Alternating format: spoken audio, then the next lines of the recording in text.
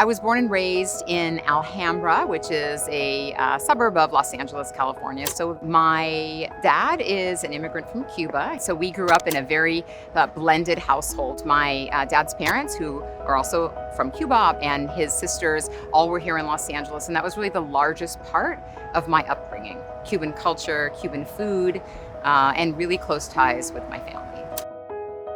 I'm from Milwaukee, Wisconsin, and I'm a first-generation Latina who grew up in an immigrant household. I am the oldest daughter, so I have 3 younger brothers, and I had to basically take the second role of being a second mother for my family because since my mom's an immigrant, she always had to work hard for our family, but wasn't able to be there for those moments.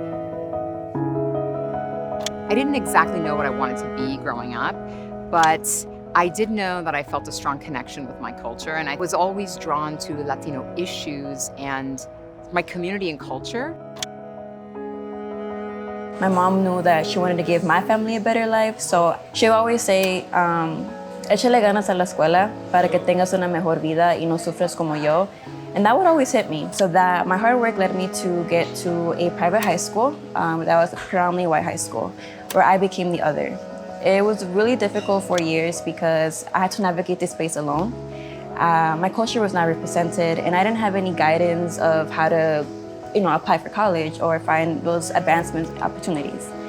But nonetheless, I continued to work hard, and that led me to get a full-ride scholarship to the University of Chicago. When coming to college, I was exposed to a whole new world. It was a different environment because all the people that I met were nothing like me. I felt very small. Especially the first 2 years were really hard for me because I didn't find community there or know how to navigate this space to make sure that I was on the right path to success.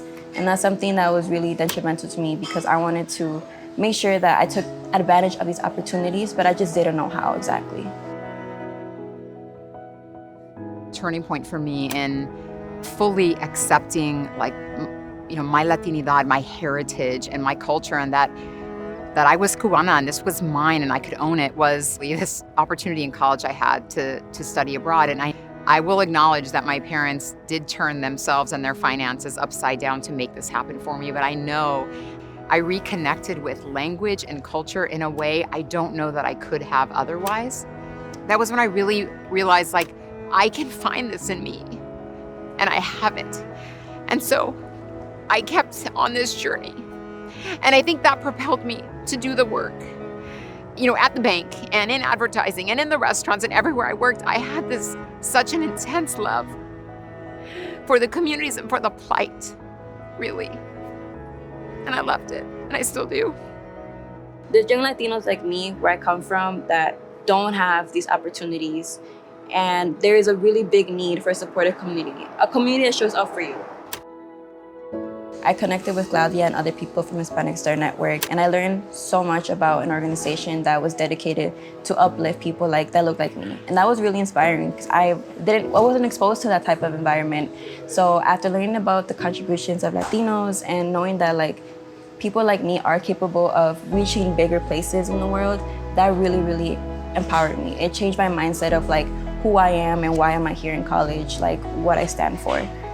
Really came to a head in last year in 2021, where my CEO took this leap of faith on me at the request of the Hispanic Star, and he invested in me to participate in their Hispanic delegation going to Davos. And it was really a remarkable unfolding of events. It just kind of happened off the cuff. And so I'm so grateful to the Hispanic Star, to Claudia, and to the opportunities that she's given not only me, but all of us in finding our individuality as part of the sum of all.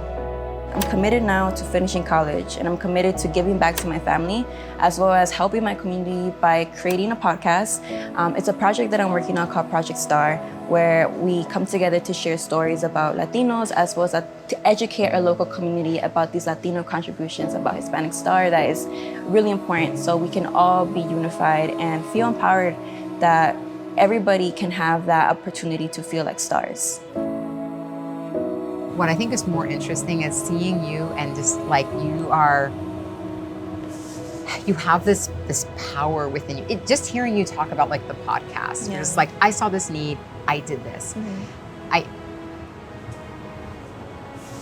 There's so much power in your story, and I see parts of it. While your story is different, I see Sorry, parts girl. of it. I'm just like really emotional right now because everything you're saying, I honestly would not hit. I honestly would not learn that I really can't do this if I don't meet people. Sorry, if I don't meet people like you who are leaders and care. That's something you don't really see where I come from, and I know so many other people don't either. And it means a lot because I think these conversations are needed so much more. And I'm just really excited. Oh, I'm really excited too. And I see so much of myself in you. Like I didn't have the will or the power to activate the way you are. I didn't know, it didn't exist. The pathways, organizations like Hispanic Star didn't exist. You have a gift because you're recognizing this 20 years earlier. And I think I want to help you. You have a community in Hispanic Star and in all of the partners of Hispanic Star. When we think about Hispanic Star, we think of like the entity, but it is made up of a lot of little dots, little people, right? Like me and like all of the folks that are watching this story. And I think that you have, what is beautiful is I don't only think you're going to go really far. I know you are. But I know that your impact is going to be greater than mine ever could be. And I'm so happy for you for that. I'm so happy for you for that. You'll do more.